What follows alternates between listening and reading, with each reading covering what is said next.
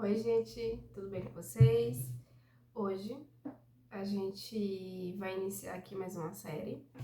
A gente vai falar sobre identidade e eu vou trazer uma série de vidas aqui para vocês. Só que de início a gente vai começar a falar sobre algo muito importante. Lá no princípio, o Senhor deixou uma palavra. Ele disse assim: E disse Deus: Façamos o homem à nossa imagem, conforme a nossa semelhança, domine ele sobre os peixes do mar, e em seguida ele continua falando. Então, o Senhor diz, né? E ele faz ali o homem, a imagem, a semelhança dele. Então, hoje, para iniciar essa série, nós vamos começar com esse capítulo 1, do versículo 26 ao 27, e a gente vai falar sobre imagem e semelhança. Então a gente vai trazer hoje aqui o que é que significa ser imagem e semelhança, o imago Dei, a imagem e semelhança de Deus no homem. O que é que significa isso? Quais são as implicações que isso traz à nossa vida, em saber que nós somos feitos à imagem e semelhança de Deus? E o que é que significa ser imagem e semelhança? Quais são os atributos? E que de forma geral, o que isso revela em nós. Vamos lá? Vamos começar a falar sobre isso? Então, eu acabei de ler aqui o versículo para vocês, capítulo 1 de Gênesis, do versículo 26 ao 27. E agora eu vou ler de completo. Ele diz assim: E disse Deus, façamos o homem à nossa imagem, conforme a nossa semelhança, domine ele sobre os peixes do mar, sobre as aves do céu, sobre os animais domésticos e sobre toda a terra, e sobre todo réptil que se arrasta sobre a terra. Criou, pois, o Deus, o homem à sua imagem, a imagem de Deus o criou, homem e mulher os criou. E o que significa ser imagem? Lá no hebraico, esse termozinho utilizado para imagem é tzelen. Tzelen, no hebraico, ele deriva de uma palavrazinha menor, tzelo, que significa sombra. Então, imagem em hebraico, né? Ele traz ali o significado de sombra. Então, a gente sabe que os textos, né, originais, o Antigo Testamento, ele foi escrito em hebraico. Então, é importante a gente buscar o significado dessas palavras, né, na língua original, para a gente entender a profundidade daquilo que Deus está querendo comunicar. Então, a gente sabe agora que imagem, ele significa sombra. E semelhança, o que significa? Semelhança, o termo utilizado é demut. Eu não sei se é assim que se pronuncia corretamente, tá? Mas é demut, e que se refere a algo que é parecido, que é semelhante. Ou seja, são palavras que a gente vai ver no texto bíblico que elas são usadas de forma semelhantes. Então não há diferença semanticamente no sentido o que se refere a imagem e semelhança. Então, imagem e semelhança, ele traz o mesmo significado, tá bom? O mesmo sentido. Quando Deus fala, façamos o homem à nossa imagem, à nossa semelhança, ele está querendo ali trazer o mesmo sentido, tá? O mesmo significado. Então, a gente pressupõe que é uma repetição, tá bom?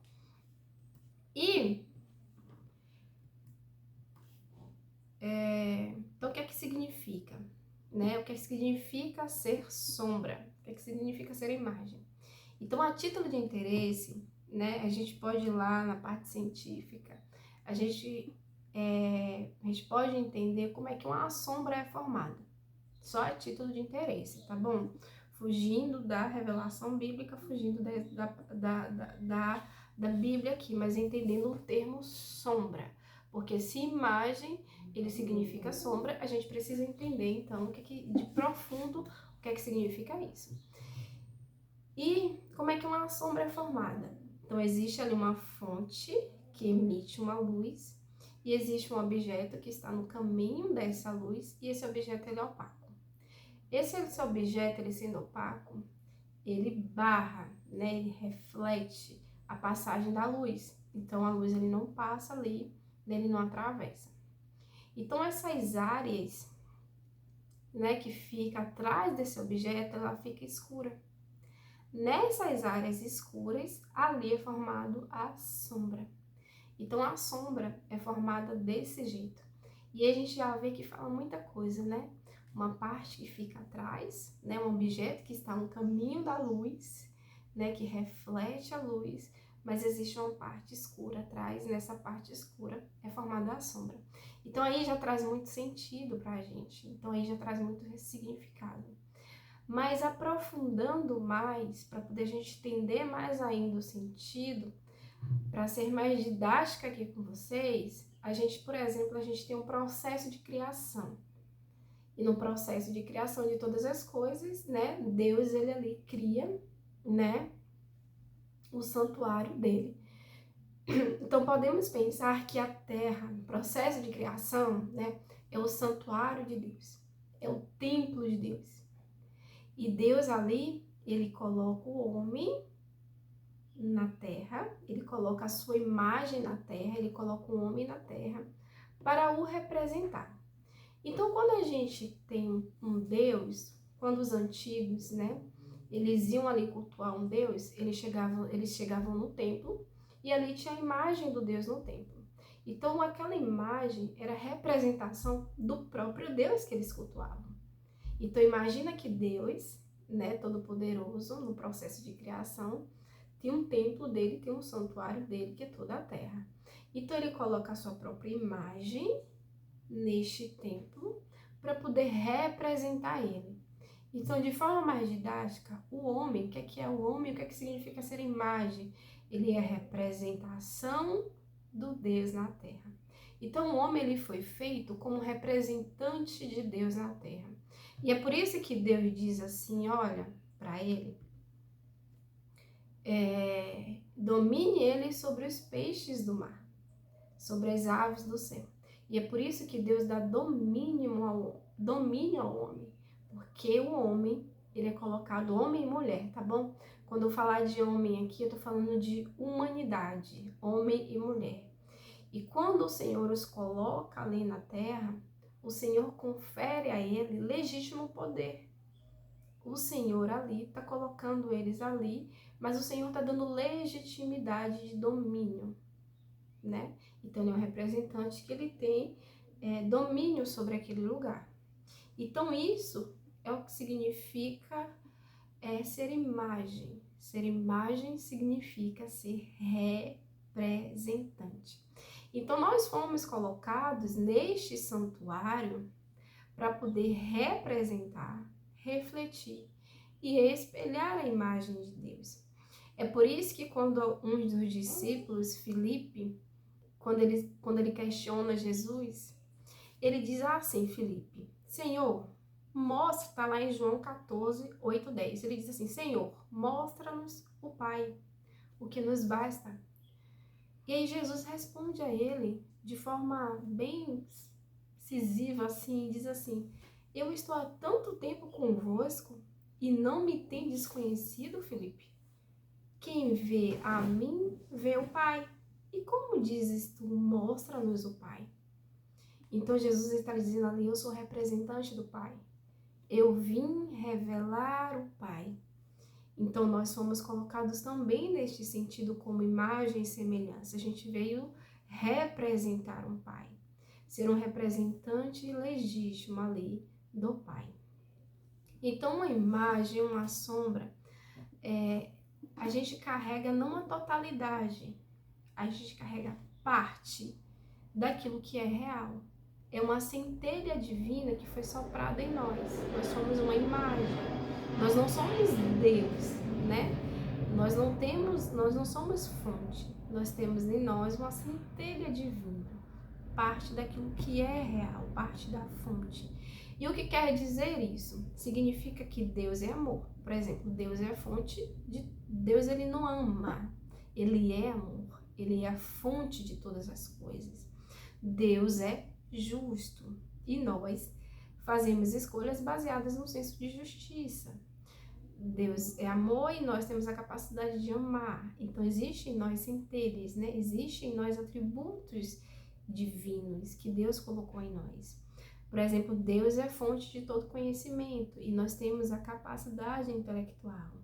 Deus é relacional, isso aqui é muito importante, porque Deus, ele se relaciona ali com o Filho e o Espírito Santo. Então, existe ali uma comunidade, o triuno, né? O Deus que é 3 em 1. Então, eles se relacionam, eles se comunicam. Existe ali uma comunidade, existe ali uma família na criação. E nós também somos seres relacionais. Nós nos relacionamos com Deus, nós nos relacionamos com o próximo, nós nos relacionamos com nós mesmos e com o nosso ambiente, tá bom? E só um instante aqui. Pronto, voltei. Que o bebê acordou, mas ele já tá ali, bem cuidado. Então nós somos seres nós somos relacionais, nós não fomos criados para viver só. E é por isso que naquele contexto do jardim, em que Deus ali, ele se comunica com o homem, ele coloca o homem naquele jardim, o homem interage com o jardim, o homem interage com Deus. Mas o Senhor olha para ele e diz, não é bom que o homem esteja só, far-lhe-ei uma auxiliadora que lhe seja idônea. O Senhor faz ali o homem para a mulher para que eles tenham ali um relacionamento. Então, nós fomos criados com essa natureza, a natureza relacional. E aí depois a gente pode até entrar em outros assuntos, sobre o que tem acontecido no cenário hoje em dia, sobre muitas coisas que tem acontecido no âmbito da nossa mente, das nossas emoções, por que a gente tem rompido isso, né? Por que a gente rompeu isso? Primeiro, porque a gente rompeu o relacionamento com Deus. Quando a gente rompe essa estrutura para a qual nós fomos criados, essa estrutura ela passa a ser corrompida, porque a gente vai ver, tá bom? Deixa eu pegar o fio aqui. Então, voltando, né? Essa essência de Deus, essas são a essência de Deus e mais outras ainda, sem as quais Deus, ele é Deus. Então, Deus é Deus porque ele é fonte de todas as coisas. Ele não tem a capacidade de amar, ele é a fonte de todo amor. Ele é a fonte de toda justiça. Ele é a fonte de toda verdade. É isso que faz ele, né, e vários outros atributos ser Deus. E nós também temos atributos que nos distinguem dos demais seres criados, né, dos animais ali, do restante da criação. Qual é? A capacidade de nos relacionar, as nossas emoções, as nossas afetividades, o nosso intelecto, as nossas vontades. Então, nós somos seres também que nós temos atributos em nós que nos distinguem dos demais da criação, tá bom? Então, esse ser, esse homem que ele foi colocado como imagem, ele tem um quê como finalidade? Representar esses atributos de Deus na Terra. E é por isso que no evento lá de Moisés, e a gente vai ver em Números 20, 1:13, que o povo de Israel estava no deserto de Zin, em Cádiz, não havia água para eles beberem, então eles murmuraram ali contra Moisés e Arão, eles estavam querendo água ali. Então o Senhor ordenou a Moisés e disse assim, olha, fala com a rocha, né, diante do povo e ali vai sair água. Só que Moisés, irritado com as murmurações do povo e com as conversas, o que é que ele faz? Ele fere a rocha, ele diz assim, ouve, rebeldes, porventura faremos sair água desta rocha para vós? E aí ele fere a rocha 2 vezes, e dali sai água, né? A água sai em abundância, mas Deus considerou a atitude de Moisés e Arão como falta de fé e desobediência. Ele manifestou ali incredulidade, tá bom? Ele não foi ali naquele momento um representante fiel dos atributos de Deus diante de todo Israel. E qual a consequência disso? Moisés e Arão ali eles são impedidos de entrar na terra prometida. Moisés ele contempla a terra de longe, mas ele não entra na terra. Então isso é algo muito sério. Ser imagem de Deus é algo muito sério. porque isso implica em que nós temos que santificar o nome do Senhor. E é por isso que a oração do Pai Nosso, ela diz assim: Pai Nosso que está nos céus, santificado seja o teu nome. Então nós somos seres que somos representantes de Deus na Terra. Isso implica ser imagem. Então nós temos que revelar o atributo de Deus. E é por isso que Jesus diz assim: eu estou convosco há tanto tempo e não conheces o Pai. Ou seja, Jesus estava ali, gente, totalmente entrega, genuína ao Pai. Totalmente em obediência genuína ali, revelando o Pai. Revelando a essência, os atributos ali do Pai, tá bom? Isso é muito sério, gente, muito, muito sério. E aí, abrindo um parêntese, a gente precisa falar sobre algo importante, sobre algo que foi corrompido durante muito tempo e que ainda a gente vê isso intrínseco nas estruturas da igreja, né? Sobre o papel da mulher, sobre o lugar da mulher. E a gente precisa afirmar aqui que a mulher, ela também foi feita à imagem e semelhança de Deus, tá bom? E antes da queda, tá? Então, como é que era a mulher? Eu vou ler aqui para vocês, tá? O versículo novamente. E criou Deus o homem à sua imagem, a imagem de Deus o criou, homem e mulher os criou. E Deus os abençoou. E Deus lhes disse: frutificai e multiplicai-vos e enchei a terra. Ou seja, homem e mulher os criou. Criou o quê? A imagem e semelhança. Deus os abençoou. Todos dois são abençoados, tá bom? Homem e mulher. Deus lhes disse: frutifica, enche, domina. Eis que vos tenho dado toda a terra. Ou seja, esse domínio, ele não pertence somente ao homem, ele pertence também à mulher. Então, a mulher e o homem, juntos, eles refletem, eles representam a imagem de Deus na terra. É importante a gente frisar isso porque existe muita corrupção. E às vezes a igreja, ela quer colocar a mulher após a queda, no papel dela após a queda, dará dor com filhos. Reduz a mulher apenas a um papel, né? E a gente vai falar sobre isso aqui também depois, porque eu vou continuar com vocês uma série de vídeos sobre identidade, porque a gente precisa quebrar muitas fortalezas na nossa mente. Assim como eu estou aqui passando para vocês, eu também estou sendo ensinada pelo Pai. Eu estou sendo corrigida pelo Pai aqui também. E existem muitas fortalezas na minha mente também que estão sendo quebradas, porque foram construídas ao longo do tempo. Então, é importante a gente dizer isso, tá bom? Os dois foram abençoados, os dois foram criados em imagem e semelhança. Aos dois foram dado domínio. Aos dois também o Senhor deu toda a terra. Então, como imagem de Deus, ambos compartilham uma humanidade, uma vocação comuns no mundo, tá? Então, a gente é importante falar sobre isso, porque o princípio das coisas é o cerne do coração de Deus. Era a intenção original de Deus, tá? E eu vou entrar de forma mais profunda com vocês nesses assuntos aqui, tá? Muitos assuntos que se referem à identidade. E depois da queda, gente, como ficou a imago Dei, a imagem de Deus no homem? Como foi que ficou? Será que foi tirada? Então a imagem de Deus não foi tirada do homem, né? O homem não deixou de ser esse ser humano que é, ter esse corpo que é. O homem não passou a ser outro ser, mas a imagem ela foi terrivelmente corrompida. Porque quando a gente rompe as estruturas, a gente corrompe o demais. O homem era vestido ali no jardim com as verdades de Deus, o homem se alimentava das verdades de Deus. E a verdade de Deus era as vestes para os homens.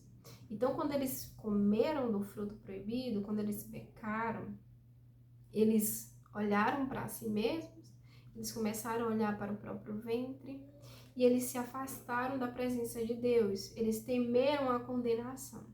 E a gente sabe como consequência, a passagem do jardim foi rompida. O homem não tinha mais acesso ao jardim, não tinha mais acesso ali à árvore da vida.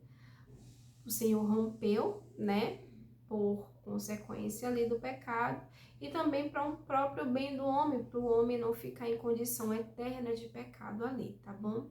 Se alimentando da árvore da vida. Então, o que é que acontece? Essa imagem, ela ficou terrivelmente corrompida. O homem, né, quando a gente rompeu, quando o homem foi expulso do jardim, o homem não tinha mais uma intimidade com Deus. O homem não se relacionava intimamente ali com Deus. O homem passou a ter seu próprio senso de justiça, né, a observar as coisas conforme as suas vontades, as suas emoções, conforme os seus olhares, né? E quando isso entra, há muito engano. Então, todas as relações, eles foram afetadas. Por quê? Porque se a relação primária ela é afetada, qual é a relação primária do homem com Deus? Tá? O Senhor depositava as verdades no homem. Então, quando essa relação é rompida, as demais são a do homem com o próximo, como é que eu passo a enxergar o próximo, como é que eu passo a me ver e como é que eu passo a observar todas as coisas, né? O ambiente em que eu estou. Então, há uma corrupção nas estruturas ali relacionais. Então, o homem, ele continua sendo a imagem de Deus, né? Imago Dei, mas ele deixa de estar em sua forma integral. O homem não está ali, né? Depois da queda, mas na sua forma integral. Ele passa a estar fragmentado. O homem passa a viver essa fragmentação. É por isso que tem muitas coisas, né? E quando a gente retorna, o Senhor precisa dar luz no nosso interior para que nós venhamos acessar esses lugares. O homem ali era um espelho. O homem não tinha fragmentações, tá? O homem era inteiro. Então, concluímos que essa imagem, né, apesar de existir, ela ficou terrivelmente distorcida, corrompida. Uma imagem totalmente embaçada ali. E como a prova de que a imagem ela se manteve no homem após a queda, lá em Gênesis 5:3 está escrito assim: Adão viveu 130 anos e gerou um filho, à sua semelhança, conforme a sua imagem, e lhe chamou Sete. Então Adão, ele teve um filho, e esse filho, né, foi a sua imagem e semelhança, e chamou ele de Sete. Então, Adão, que também tinha sido feito a imagem e semelhança de Deus, gera um filho à imagem e semelhança dele mesmo. Aqui prova também que ele era para gerar um filho, né? Se não fosse a queda, né? Vamos supor assim, que se não fosse a queda, era para gerar alguém à imagem e semelhança de Deus. Mas ele gerou o próprio dele mesmo, depois das distorções que houve na queda. Mas a imagem, ela se manteve no homem. Só que em Cristo, a gente... o Senhor diz que o véu foi rasgado. Cristo veio e Cristo nos trouxe de volta, né, reconciliou todas as coisas. Então, através de Cristo, nós somos reconciliados com o Pai. Nós temos acesso de novo a este lugar, este jardim, né? Então, nós temos acesso com Deus.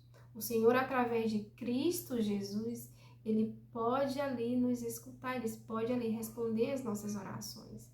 Quando Ele vê o sangue do Filho em nós, quando Ele vê a vida do Filho em nós. E isso está lá em 2 Coríntios 5, versículos 18 a 19, que diz assim: Tudo isto provém de Deus, que nos reconciliou consigo mesmo por Jesus Cristo e nos deu o ministério da reconciliação. Então, nosso ministério, gente, é da reconciliação, tá bom? Aqueles que estão em Cristo Jesus, eles já são salvos. Isso é importante a gente falar aqui. O que é que nós temos que entender? Que a gente tem que caminhar com o Pai, entendendo que a gente já é salvo, capacete da salvação. Isto é, Deus estava em Cristo reconciliando consigo o mundo, não lhes imputando os seus pecados. e pôs em vós a palavra da reconciliação.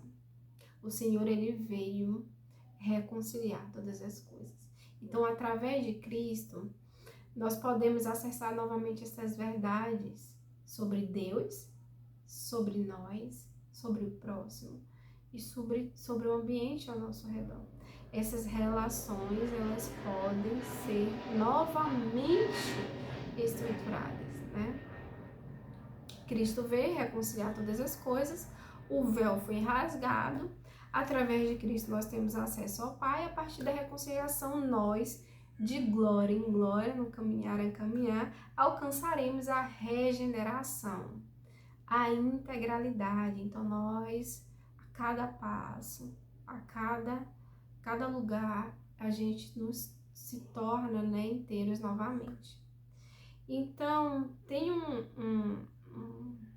um teólogo, um filósofo, não sei o que ele é, esqueci o nome dele, que ele diz assim, que ele interpreta o arrependimento com uma palavra, regeneração, cujo objetivo não é outro, senão que em nós seja restaurada a imagem de Deus. Então, quando Cristo ele vem reconciliar todas as coisas, ele vem restaurar em nós, regenerar em nós a imagem de Deus.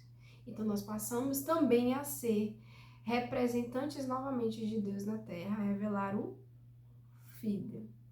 E o Filho revela o Pai nesse âmbito, tá bom? Então, até aí vocês estão conseguindo entender o que é que significa imagem e semelhança? Então, a imagem e semelhança é isso, gente. E a gente vê o papel de Cristo. E a gente vê que sem Cristo as coisas não poderiam novamente, a gente não poderia novamente assumir esse papel, tá? Então é isso que significa ser imagem e semelhança. Se vocês entenderam, manda para mais pessoas, porque eu entendo a importância disso. O Senhor me conduziu até a esse tema. E o Senhor, ele, quando a gente se dispõe a isso, eu adiei um pouco, como eu sempre faço. E quando a gente se dispõe a isso, a gente vê o quão bom é a gente se colocar realmente no lugar de obediência, porque isso vai quebrando tanta fortaleza na nossa mente, tá bom? E muita fortaleza, né, foi quebrada porque isso parte do princípio de quem eu sou. Eu não fui feito de forma aleatória. E eu vou entrar aqui com vocês sobre questões ainda que se falam por aí, tá bom? Questão de gênero, questão a respeito da vida, porque tudo isso aborda esse assunto identidade. E nada melhor do que começar com imagem e semelhança. Entender que nós somos representantes de Deus na Terra. Entendemos que nós, né, o Filho, que Cristo ele veio revelar o Pai. E que nós, através de Cristo, também revelaremos o Pai. Então é isso, gente. Fica com Deus. Que Deus abençoe vocês. Que Deus guie vocês a toda a verdade, tá bom? Tchau, tchau.